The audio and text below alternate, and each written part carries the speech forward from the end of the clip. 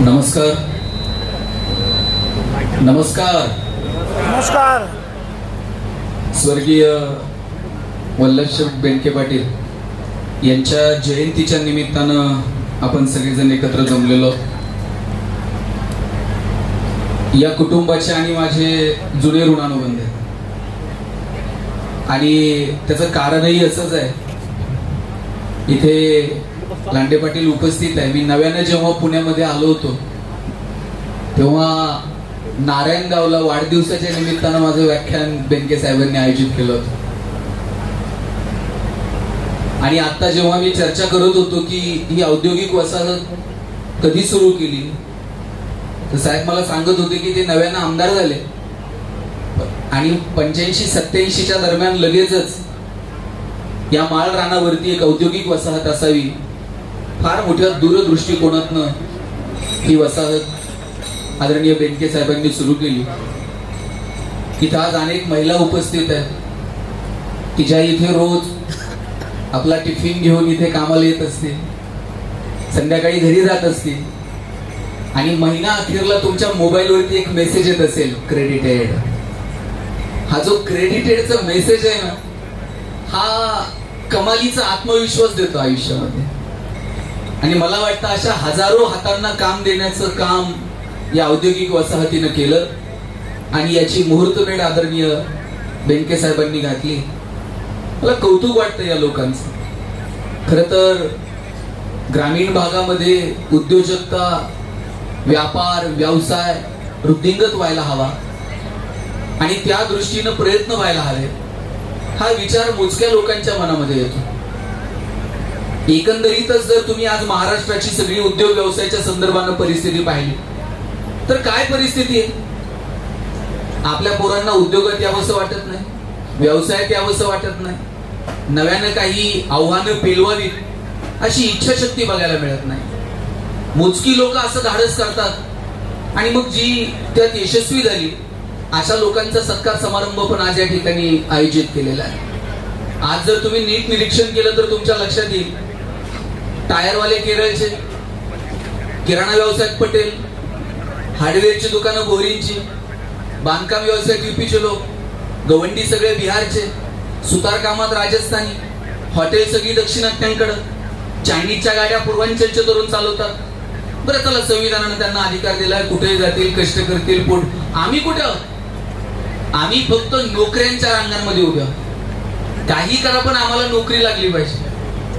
आणि पोरांचं तर हल्ली असं झालंय, त्यांना इतकं मनावर बिंबवलंय, नोकरी कर नाहीतर तुझं लग्न पण होत नसतं. आणि साहेब, पोरं हल्ली असली हुशार झाले, ते लग्न जमेपर्यंतच नोकरी करते. तुमच्याकडे 2-5 जण तर रोज येत असणार बघा. पतसंस्थेत तर चिटकून घ्या, मार्केट कमिटीला तर लावून घ्या, लग्न झालं तर हवं तर काढून टाका 5-6 महिन्यानं. आम्ही काय बिंबवतोय? आज बेनके साहेबांची जयंती साजरी करत असताना आणि तीही या औद्योगिक वसाहतीत साजरी करत असताना इथं जे उद्योजक, व्यावसायिक, व्यापारी, जे कोणी पालक इथं उपस्थित आहेत, माझी विनंती आहे, या जयंतीच्या निमित्तानं आपण आपल्या पोरांना जरा मोठी स्वप्न दाखवू. त्यावेळेस चल जरा उद्योगाचा विचार कर, व्यावसायिकतेचा विचार कर. सगळं जग एक छोटंसं खेडं बनवून बघताय. 93-95ला गॅट करार स्वीकारलं, खुला आर्थिक धोरण स्वीकारलं. तुमच्या माझ्या उद्योगाला, व्यवसायाला, व्यापाराला कशाच्या भिंती आता उरलेल्या नाहीयेत. मग का आपण उद्योगात यायचं नाही? का आपण व्यवसायात यायचं नाही? काय होतं चायनामध्ये 84-85 मध्ये जी परिस्थिती होती त्या परिस्थितीच्या तुलनेत आज चीन कुठच्या कुठे निघून गेला. 84-85 मध्ये दुबईमध्ये फक्त तेलाचे पैसे होते. आज जगातला सगळ्यात बिझिएस्ट एअरपोर्ट दुबई आहे. जगातला सगळ्यात प्रॉफिएस्ट मॉल आज दुबईमध्ये. बुर्ज खलिफा म्हणून इमारत आहे. आता युद्धजन्य परिस्थिती निर्माण झाली आणि आखाती राष्ट्रांमधली व्यावसायिकता, व्यापार थोडासा जरा गळमळीत झाला. परंतु 84-85 पर्यंत ज्या राष्ट्रांकडे फक्त तेलाचे पैसे होते ते देश आज कुठच्या कुठे? शेकडो मजले वरती घेऊन जातात, वरून खाली घेऊन येतात आणि वर जाऊन खाली यायला लोक 1000 रुपयांचं तिकीट काढतात. या लोकांना कळलं आज जगातले सगळे बँकेचे कॉर्पोरेट ऑफिसेस दुबईमध्ये. आज जर तुम्ही गेलात पर्यटनाच्या क्षेत्रात दुबई कुठच्या कुठे आहे? का आम्ही असे मोठे विचार करायचे नाही? का वेगळ्या मार्गाने विचार करण्याचं सामर्थ्य आम्ही आमच्या लेकरांमध्ये निर्माण करायचं नाही? मला वाटतं याचा विचार व्हायला हवा. मी काही पोरं आपल्याकडे आहेत जी काहीतरी वेगळा विचार करतात. साहेब, मी आता जेजुरीला गेलो होतो. काही कॉलेजचे पोरं पुरी तिथं आलेले. एक पोरगा फोटो काढत होता. मी म्हटलं, काय करतो रे? सारखे फोटो काढायचे, स्टेटस ठेवायचे. म्हणला, स्टेटस बिटस नाही. म्हणलं, मग काढतो कशाला फोटो? म्हणला, दादा किती दिवस बॅनर लावायचे, चलो दुबई, चलो सिंगापूर. म्हटलं, मग? म्हटलं, मी दुबईत बॅनर लावणार आहे, चलो जेजुरी. दुबईतली लोक जेजुरीत आणतो का नाही बघा. म्हटलं आणून करणार का? काय नाही. म्हणला, खालून वर गडावर त्यांना पाय पाय घेऊन जाणार, आणि एकदा का ते घामाघूम झाले मग त्यांना लेक्चर देणार किती कॅलरीज बर्न झाल्या. रात्री म्हणला 2-2 हजार रुपये तिकीट काढून त्यांना जागरण गोंधळ ऐकायला लावतो का नाही बघा. मला हेवा वाटतो या पोरांचा. मी आता 3-4 महिन्यापूर्वी दुबईमध्ये एक मराठी मंडळ आहे, खूप लोक आहेत आपले तिथे. मला त्यांनी व्याख्यानाला बोलवलं होतं. मी तिथे गेलो. ज्या हॉटेलवर मी राहिलो होतो तिथे घ्यायला मला 2 पोरं आली. काळी पॅन्ट, पांढरा शर्ट, पायात चप्पल. आणि मी जेव्हा त्या हॉटेलच्या बाहेर गेलो, दोघांच्या अशा 2 महागड्या गाड्या दारात लागलेल्या होत्या. मी त्यांना विचारलं, काय करता रे तुम्ही आणि कुठून आलं? तिथं सांगली आटपाडीची 2 पोरं होती. दोघांचंही आडनाव मान्य होतं आणि दोघंही मला सांगत होते, नोकरी शोधत शोधत आम्ही दुबईत आलतो. आता आमची इथं दोघांची दुबईत सोन्याची दुकान आहे. मला हेवा वाटला या लोकांचा. कुठं सांगली आटपाडी, नोकरी शोधत दुबईला गेली आणि दुबईत सोन्याची दुकाने टाकली आहेत. आता संत ज्ञानेश्वर महाराजांच्या जन्माचं हे 750 वर्ष आहे. आम्ही सगळीकडे माऊलींचं चरित्र कथा करतो. आणि मग आम्ही महाराष्ट्र शासनाच्या माध्यमातून मॉरिशसला गेलो. तिथे मला काही महाराष्ट्रातली माणसं भेटली. आणि सगळ्यात महत्वाचं म्हणजे मॉरिशसचे जे सांस्कृतिक मंत्री आहेत ते अस्खलित मराठीत बोलत होते. मी म्हटलं, साहेब तुम्ही मराठी बोलताय? खेडकर साहेब आहेत ज्यांनी तमाशा लोकनाट्याची चळवळ जगात नेऊन पोहोचवली. साहेब, महाराष्ट्रात ते जेव्हा अस्खलित मराठीत बोलायला लागले, मी म्हटलं तुम्ही छान मराठी बोलताय. ते मी महाराष्ट्रातलाच आहे. म्हटलं, कुठले? रायगड रोह्याचे ते आहेत आणि ते तिथं जाऊन आता सांस्कृतिक मंत्री आहेत मॉरिशसचे. म्हटलं, तुम्ही इकडे आलात कशाला मॉरिशस मध्ये? म्हणजे आमची 5वी-6वी पिढी इकडे ऊस लावायला आली. मॉरिशस मध्ये मोठ्या प्रमाणावर ऊसाची शेती आहे. आमची सगळी लोक इकडे ऊस लावायला आली. आणि आता उद्योगात, व्यवसायात, राजकारणात मॉरिशस मध्ये मराठी माणसाचा मोठा डंका बघायला मिळतो. मला सांगायचंय, आपल्यामध्ये प्रचंड ताकद आहे. बेनके साहेबांनी 84-85 ला जेव्हा या जागेची निवड केली, मला मगाशी आल्याबरोबर शेठ सांगत होते, इथं काहीच पिकत नव्हतं. माळ रानावर खडकावरची ही जमीन, पण इथं छोटे छोटे उद्योग निर्माण झाले पाहिजे. इथं नाही मोठी मल्टीनॅशनल कंपनी यायची, पण 50, 100, 200 लोकांना रोजगार उपलब्ध होईल असे छोटे छोटे युनिट येतील. महात्मा गांधींचं एक सुंदर वाक्य. महात्मा गांधी म्हणायचे, अमर्याद क्षेत्रात मर्यादित काम करण्यापेक्षा मर्यादित क्षेत्रात अमर्याद काम करू. तुमचं क्षेत्र मर्यादित असेल, तुमच्या जुन्नर मतदारसंघापुरतं असेल, या औद्योगिक विकास तुमच्या या सोसायटी पुरतं असेल, पण या क्षेत्रात आम्ही अमर्याद काम करून दाखवू की जगाला हेवा वाटला पाहिजे.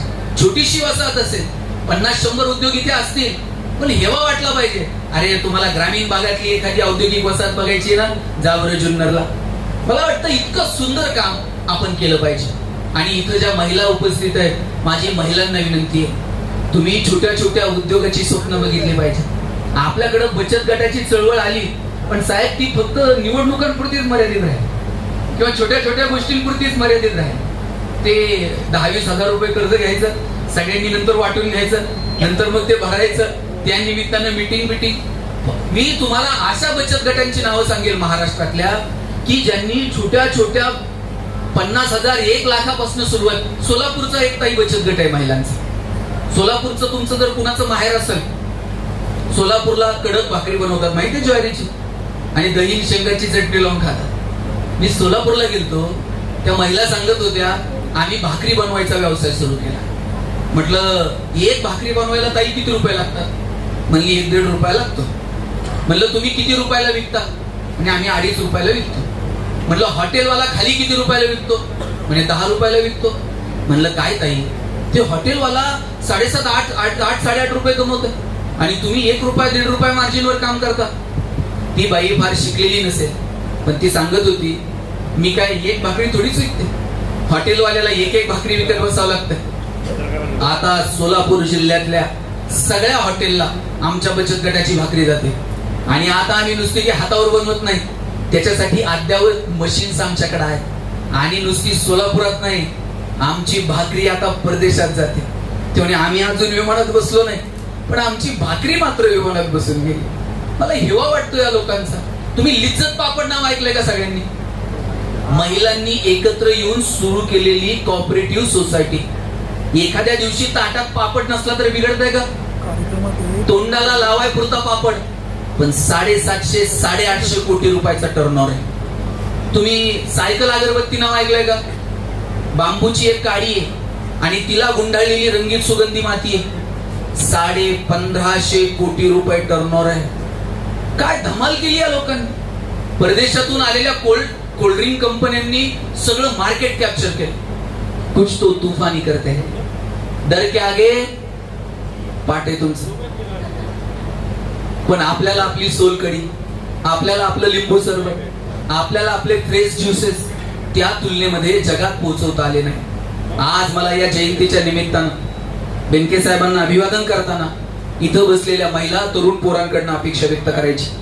आपण छोट्या छोट्या उद्योगातून, व्यवसायातून मोठी स्वप्न बघितली पाहिजे. हे जग तुमच्यासाठी बाजारपेठ म्हणून खुलं आहे. या खुल्या बाजारपेठेकडे तुम्ही कसं बघता याच्यावरती भविष्य अवलंबून आहे. आणि जर आपण काळ आणि वेळेनुसार बदललो नाही, आता साहेब सांगत होते की आमदार साहेबांनी अतुल शेटनं त्या दिवशी सांगितलं की इथं अद्यावत हॉल असला पाहिजे, जरूर असला पाहिजे. आपण बदललं पाहिजे. आता पाऊस आला, आज पुढच्या वेळेस वाढदिवस साजरा करताना दणक्यात छान हॉल. आपण काळ आणि वेळेनुसार बदललंच पाहिजे. नवीन तंत्रज्ञान, नवीन इन्फ्रास्ट्रक्चर याचा हट्ट झाला पाहिजे. आणि जर आपण बदललो नाही तर आपण या स्पर्धेच्या युगात टिकू शकणार नाही. हा कॅमेरा कोणत्या कंपनीचा झाला? Sony, Nikon. आता मोस्टली निकॉन आहे, पॅनासॉनिक असेल, सोनी आहे. आता कॉडॅक कुठं बाजारात दिसतो का? आणि एक जमाना कोणाचा होता साहेब? कॉडॅक सोडून दुसरा कॅमेरा दिसत नव्हता. ही जुनी लोक जी टोपी बिपी घातलेली मागची, यांना विचार, यांचे सगळ्यांचे लग्नाचे अल्बम चेक करा. 100% कॉडॅक. आणि 36च फोटो निघायचे त्यात. म्हणजे नवरा नवरी हार घालायला आणि फोटोग्राफरचा रोल संपायला. आणि 6 महिने त्याच्या मागे लागा अल्बम. ते इतकं हवेत फोटोग्राफर. तेव्हा नार फोटो धुवायला दिले. कोणत्या नदीवर जात होतो कुणाच्या? केवळ आणि केवळ डिजिटल टेक्नॉलॉजी स्वीकारली नाही म्हणून कॉडॅक बाजारात टिकू शकलं नाही. माझ्या वयाचे जे आहेत, आपण आपल्या आयुष्यात पहिला फोन कोणत्या कंपनीचा घेतला होता? 100% नोकिया. 3310, 1100, 1600, 2600. आता नोकिया कुणाकडे आहे का? केवळ आणि केवळ अँड्रॉइड टेक्नॉलॉजी स्वीकारली नाही म्हणून नोकिया टिकू शकलं नाही. डिजिटल टेक्नॉलॉजी स्वीकारली नाही, कॉडॅक टिकू शकलं नाही. एचएमटीच्या टिकटिक वरती सगळा देश चालत होता. आता कुणाच्या हातात एचएमटी आहे का? टायटन आलं, आता डिजिटल क्लॉक आले. जग बदलतंय.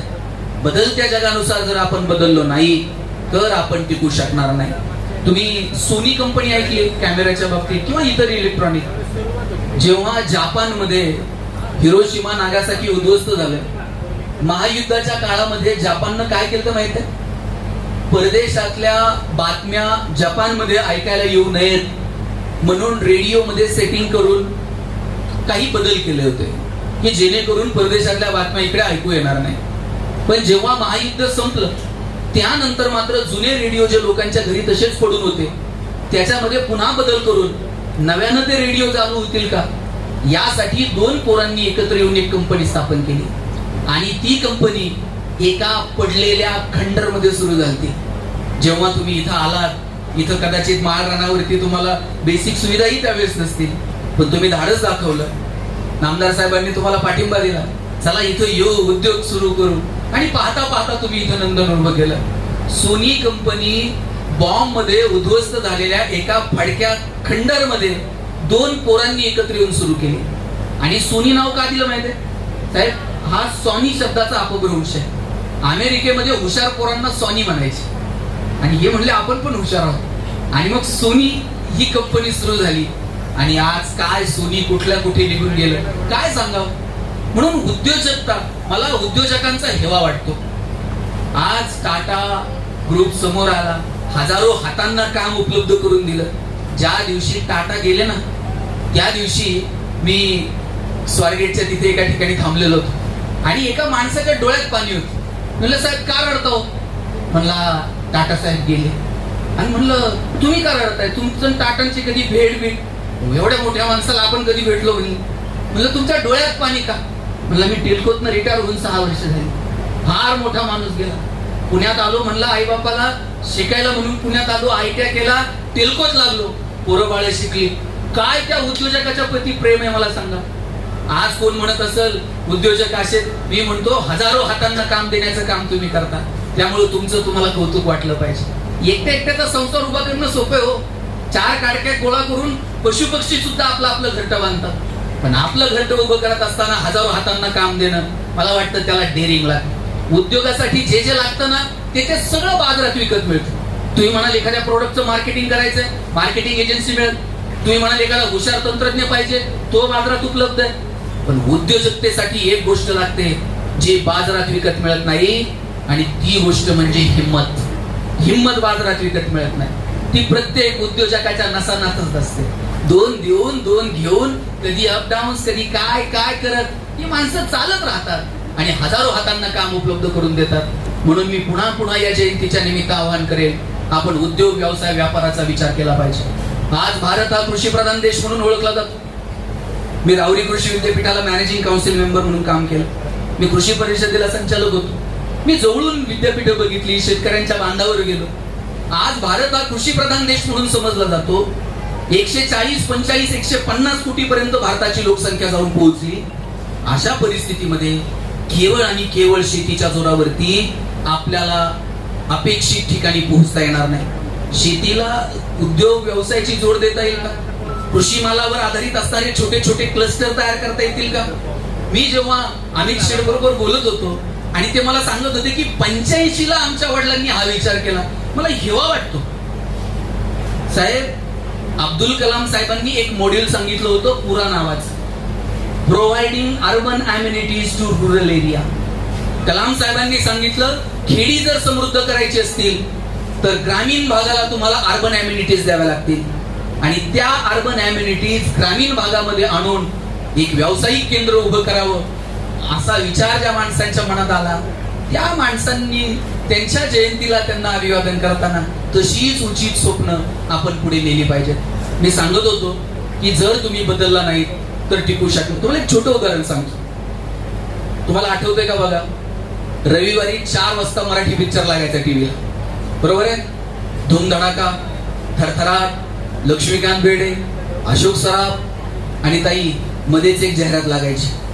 आणि मी खात्रीनं सांगतो, आता ही तरुण जी लहान पोरं आहेत त्यांना ती माहित नसेल, पण आपल्या वयातल्या सगळ्यांची ही जाहिरात पाठ असणार. लाईफ बॉय है जहा काय तंदुरुस्ती आपली पाठच आहे, कारण आपल्याकडे दुसरा ऑप्शनच नव्हता. आता जाहिरात लागली की लोक चॅनल बदलतात. आपल्याकडे एकच होतं दूरदर्शन, 10 वेळा प्रक्षेपण जायचं. प्रक्षेपण गेलं का पोरं म्हणायची टीव्हीला मुंग्या आल्या. आता टीव्हीला पुढे मुंग्या येतात. मग एक शाना कोणतर माळगाव जाणार, त्यांना अँटिना फिरवायचा, खालच्यानं म्हणायचं दिसलं दिसलं दिसलं दिसलं, वरचा खाली येईपर्यंत गेलं गेलं गेलं गेलं. आणि तुम्हाला आठवतंय का बघा, फुटबॉलच्या जाहिरातीमध्ये, त्या लाईफ बॉयच्या जाहिरातीमध्ये फुटबॉल खेळणारी पोरं दाखवली होती. बरं, भारतामध्ये कधीतरी फुटबॉलची क्रेज होती का? भारतामध्ये जनरली क्रिकेटची क्रेज होती. प्रश्न पडायचा, लाईफ बॉयनं फुटबॉल खेळणारी पोरं का दाखवली? पण लाईफ बॉयला विचारायचं कोणी? त्यांची मोनोपोली होती बाजारात. लोक दुकानात जाऊन साबण द्या नव्हती म्हणत, लाईफ बॉय द्या म्हणायची. एवढा रुबाब होता लाईफ बॉयचा. पण त्यानंतर लक्स मार्केटमध्ये आला. राजा हिंदुस्तानी पिक्चर हिट झालेला साहेब. करिश्मा कपूर एकदम फॉर्म मध्ये होती.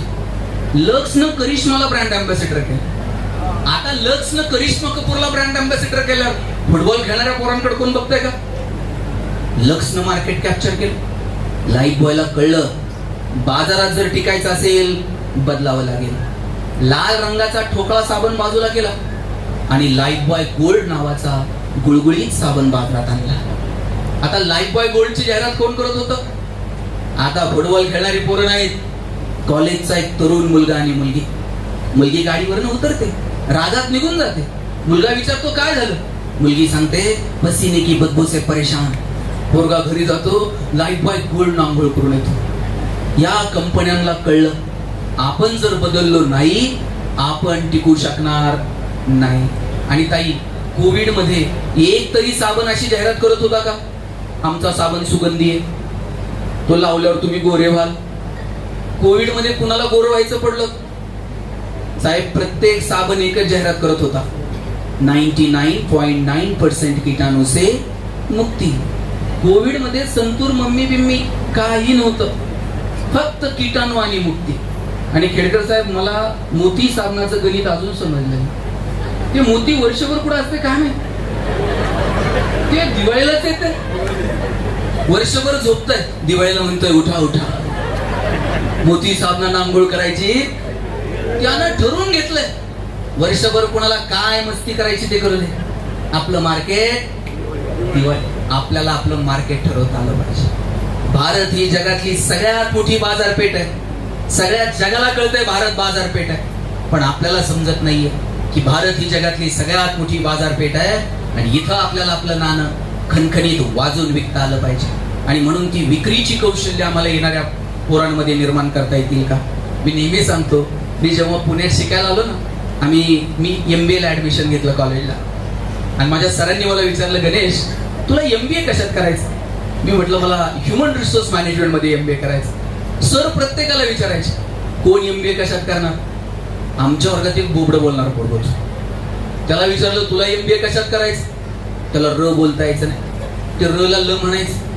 त्यानं सांगितलं मला मार्केटिंग मध्ये MBA करायचंय. सर म्हटले तुला नीट र बोलता येत नाही, तू मार्केटिंग मध्ये काय MBA करणार? तुझं बॅकग्राऊंड कॉमर्स आहे, तू फायनान्स मध्ये MBA कर. पोरग वर्गात उठून उभं राहिलं, म्हणला चल कळणार तर मार्केटिंग मध्ये MBA करणार, नाही तर शिकणार नाही. म्हटलं सर म्हणले तुला काय करायचंय ते कर, आपण एक परीक्षा घेऊया आणि शोधूया कुणामध्ये मार्केटिंगचं टॅलेंट आहे. मी म्हटलं ठीक आहे. आम्ही बोलणारी पोर काय तुम्ही एक्झाम घेणार?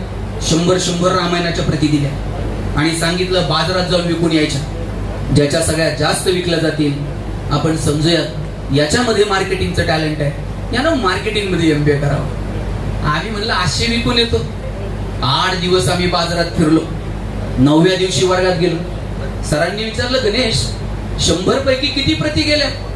म्हटलं 4. राहुल 8, संतोष 10. मार्क मिळवणारी पोरं, पण 20 पेक्षा जास्त प्रती कुणाच्याच गेल्या नाही. बोबडं बोलणारं पोरग मागच्या बाकावर बसायचं. त्याला विचारलं तुझ्या किती गेल्या रे? म्हणतोय सर 100च्या 100 प्रती विकून आलो. सर म्हटले केलं काय? मार्केटिंगची कोणती स्ट्रॅटेजी, कोणतं रेफरन्स बुक? म्हणला काहीच नाही, मी लोकांच्या दालात जायचो, बेल दाबायचो, लोक बाहेर यायची, लोक बाहेर आली की समोर लामायण ठेवायचो आणि सांगायचो हे लामायण विकत घेता का वाचून दाखवू? लोक म्हणायची वाचून नको दाखवू, तुझं रामायण विकत घेत. आता बोबडं बोलणं विकनेस आहे का स्ट्रेंथ?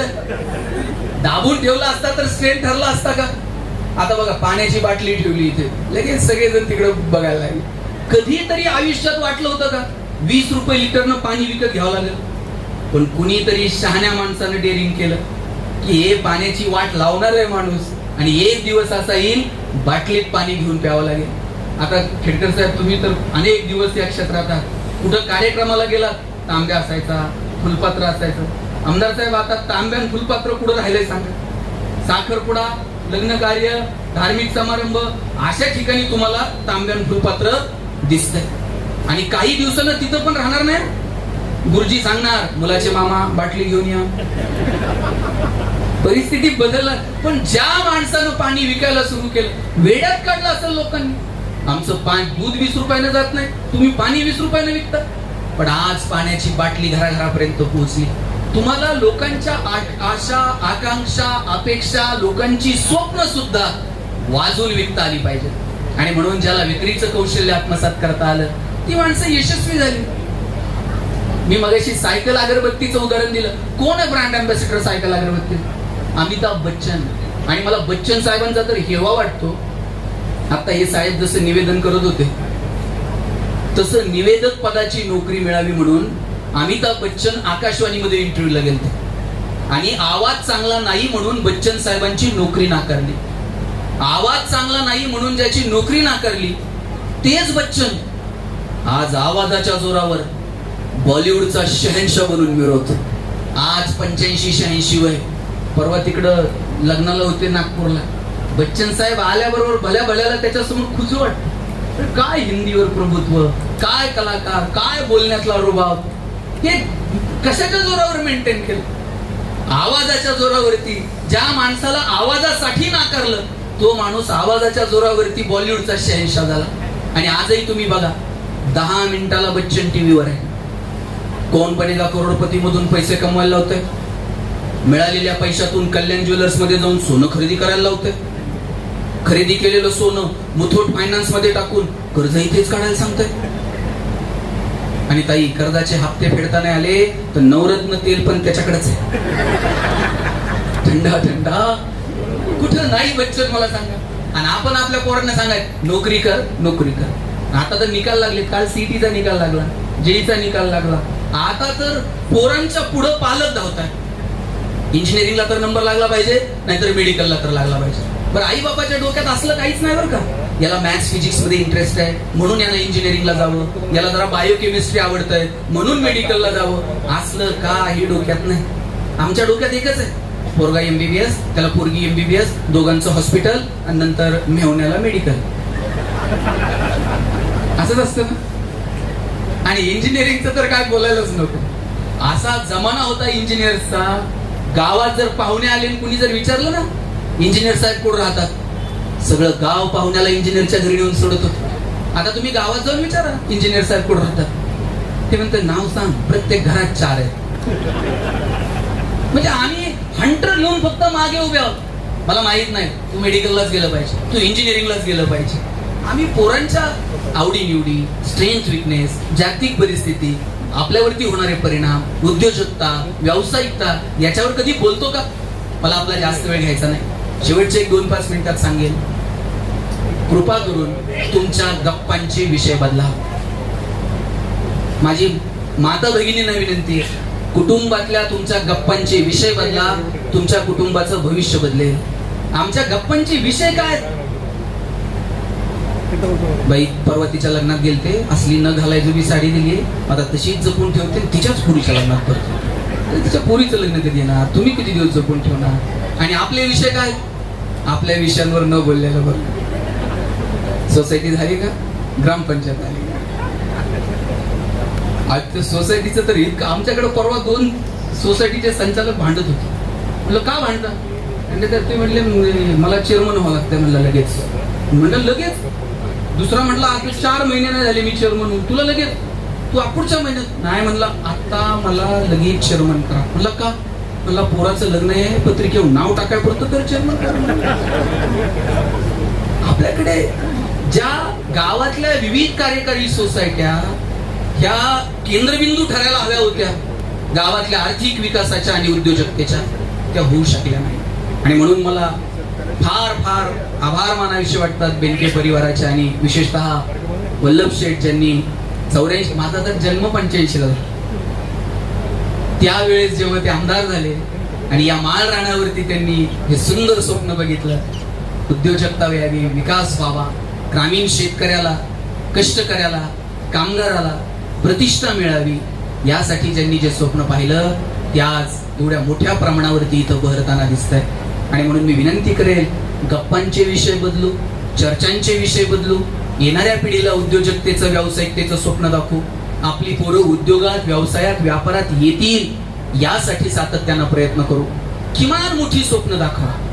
आम्ही स्वप्न दाखवायलाच घाबरतो. पोरग काही वेगळं करायला गेलं का बापानच त्याला सांगायचं अंथरून पाहून पाय पसर, अंथरून पाहून पाय पसर. त्याला ते पोरग हातपाय खुडून खुडून मरून गेलं, पण बापानं काय त्याला कधी हातपाय पसरू दिले नाही. आज बेनके साहेबांच्या जयंतीच्या कार्यक्रमातून घरी गेलात, पोराला सांगायचं हातपाय पसर, अंथरुणाचं काय करायचं तुझा बाप बघ. एवढी धमक आम्हाला आमच्या लेकरात निर्माण करता आली पाहिजे.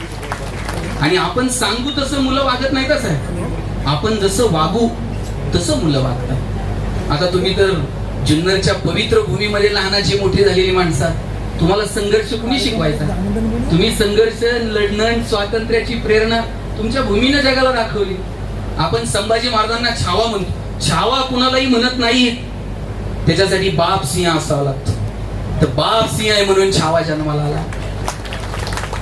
तुकोबरायांना सुद्धा सांगावं वाटलं, माझ्या वडिलांची मिराशिका मिरवीन, तुझी चरण सेवा पांडुरंगा. आम्ही जे काही इथपर्यंत आलोत याचं कारण आमच्या वडिलांनी दाखवलेला मार्ग आहे. आज अमित दादा असेल, अतुल दादा असतील, अभिमानानं सांगत असतील, राजकारणात, समाजकारणात, उद्योगात, शैक्षणिक संस्था, कारखानदारी, हे सगळं करत असताना आम्ही जे काही चाललो, कारण आमच्या बापानं दाखवलेला हा मार्ग आहे. त्या मार्गावर आम्ही 4 पावलं चालू शकलो म्हणून इथपर्यंत आलो. अभिमान वाटत असेल त्यांना त्यांच्या वडिलांचा, त्यांनी घालून दिलेल्या मार्गाचा. आता त्यांच्या पुढचं आव्हान आहे की त्यांनी वडिलांनी घालून दिलेल्या मार्गावरती 4 पावलं छान शानदार चालावं. त्यांच्याच वरतून जर बघत असतील त्यांना अभिमान वाटावा. अरे छोटंसं रोपटं लावलं होतं, पण अमित दादानं, त्यांच्या सगळ्या मित्रपरिवारानं हे रोपटं वाढवलं, फुलवलं. मला वाटतं हे अभिमानाचे क्षण. माणसं कुणीच अजरामर नाही. जगात आलेल्या प्रत्येकाला एक ना एक दिवस या जगाचा निरोप घ्यायचा आहे. कबीर तर सांगतात, प्रत्येक जण निघणार आहे, प्रत्येक जण जाणार आहे, पण आपल्या आपल्या कामाचा आपल्याला हेवा वाटावा. आणि आमदार साहेब, आता तुम्ही तर राजकारणात आहात, जगाला हेवा वाटेल असं आता उरलेलं नाही.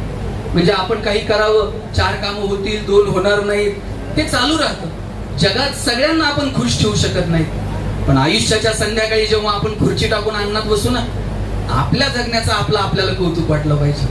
तुकाराम महाराज जायला निघाले आणि कुणीतरी विचारलं, तुकोबा काय मिळालं तुम्हाला तुमच्या आयुष्यात? तुकाराम महाराज म्हटले, कौतुक वाटे झाली या वेचाची.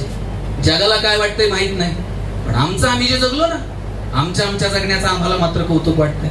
आपल्या जगण्याचं आपल्याला कौतुक वाटावं, हेवा वाटावा, असा मार्गाने आपण सगळेजण जाऊयात अशी अपेक्षा व्यक्त करतो. पुन्हा सांगतो, शेवटचा 1 मिनिट घेतो. मोठी स्वप्न दाखवा, मोठी स्वप्न बघा. उद्योग, व्यवसाय आणि व्यापाराच्या दृष्टीनं हे जगाला हेवा वाटेल असं केंद्र ठरावं. कारण जगाच्या नकाशात फक्त काम दिसतं, दुसरं काहीही दिसत नाही. आणि माणसं ओळखली जातात ती केवळ आणि केवळ कामानं ओळखली जातात. म्हणून आपल्या कामासाठी आपली ओळख होईल. आज बघा बरं, खेडकर साहेब इथं आले.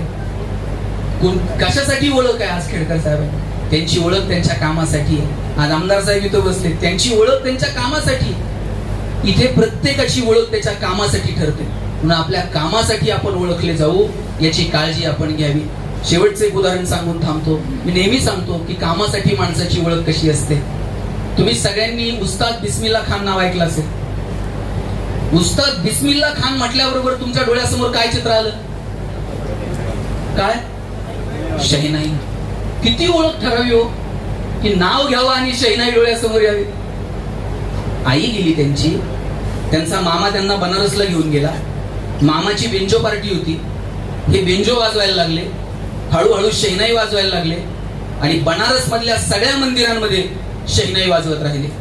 आणि अशी शहीनाई वाजवली की त्या शहीनाईसाठी पद्मश्री, पद्मभूषण आणि अखेरीस भारतरत्न उस्ताद बिस्मिल्ला खान काय नाव केल्या लोकांनी. आणि जेव्हा दूरदर्शनची लोक त्यांच्याकडे इंटरव्ह्यू घ्यायला आली, त्यांच्या एका विद्यार्थिनीला ते शहीनाई वाजवायला शिकवत होते. आणि ते विद्यार्थिनीच्या लक्षात आलं, बिस्मिल्ला खान यांची लुंगी पायाजवळ फाटलेली. ती त्यांना म्हटली, तुम्ही भारतरत्न आहात, किमान लुंगी तर बदला, इंटरव्ह्यू सगळ्या जगात दिसेल. तेव्हा ते हसत हसत तिला म्हटले, तू म्हणतेस म्हणून मी लुंगी बदलतो, पण एक गोष्ट लक्षात ठेव, मला भारतरत्न शहीनाईसाठी मिळालाय, लुंगीसाठी नाही. माणसं लक्षात राहतात ती कामासाठी. आज पद्मश्री मिळाला, हा फक्त तुमचा सन्मान नाही साहेब, महाराष्ट्रातल्या तमाम लोक कलाकार, तमाशा कलावंत, हा सगळ्यांचा आज सन्मान आहे. आणि मला आल्याबरोबर अमित दादानं सांगितलं की माझ्या तालुक्याचं भूषण आहे, की आज या जयंतीच्या निमित्तानं मला वाटलं आपण खेडकर साहेबांचा सन्मान केला पाहिजे. वेगवेगळ्या क्षेत्रात काम करणाऱ्या अनेकांचा सन्मान आज या निमित्तानं होतोय. त्या सगळ्यांचं मी मनापासून अभिनंदन करतो. अतुल दादा आणि मी माझे अतिशय जुने संबंध आहेत आणि मला कायम त्यांचा हेवा याच्यासाठी वाटतो की आमदार पुत्र आहे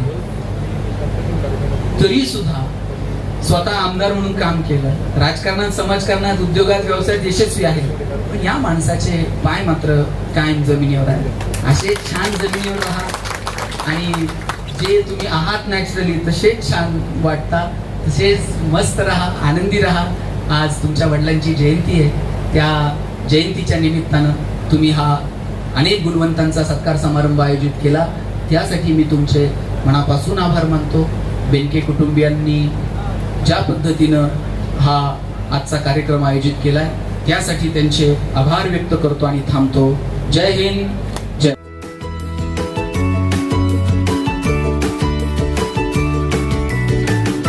बातम्या शेतीच्या,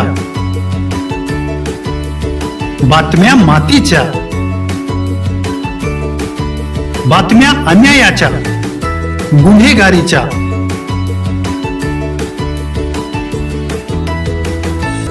राजकारणाच्या आणि समाजकारणाच्या, शोषणाविरुद्ध बुलंद आवाज, जनसामान्यांच्या हुंकाराची गाज, सत्कार्याला प्रोत्साहन, दुष्कृत्याला अनुशासन, निर्भीड, निस्पृह, सडेतोड, बेधडक आणि रोखठोक म्हणजेच विघ्नहर टाइम्स. शोध बातमीचा, ध्यास सत्याचा. आपलं चॅनल, आपली बातमी. सबस्क्राईब तर कराच, पण बेल आयकॉनवर क्लिक करायलाही विसरू नका.